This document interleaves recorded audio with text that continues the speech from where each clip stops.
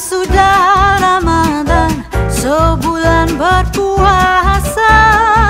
Hibah Syawal kita rayakan dengan rasa gembira. Anak muda di rantauan semuanya pulang ke desa.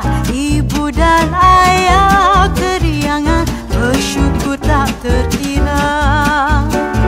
Bertukar senyuman dan salam, ziarah menziarahi, tutur dan kata yang sopan, saling memaafi.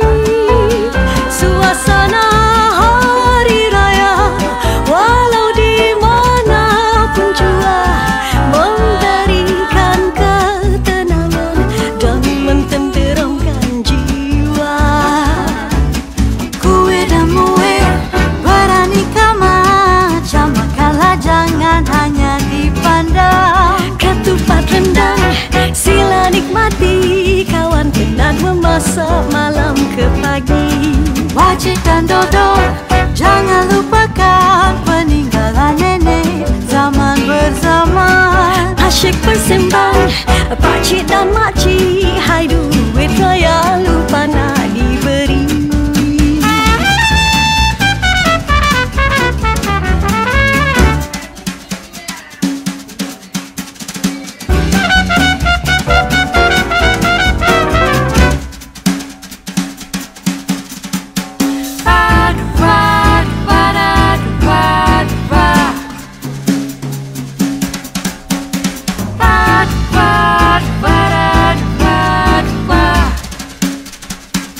Berlalulah sudah Ramadan, sebulan berpuasa.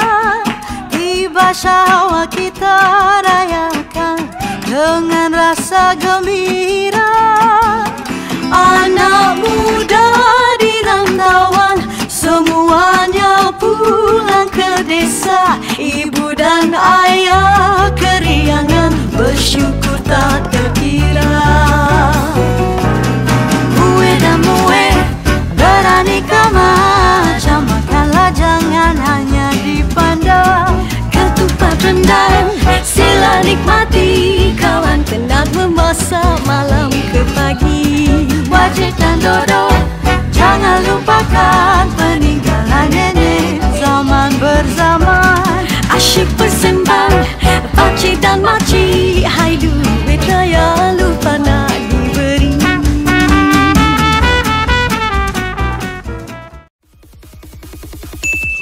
What now?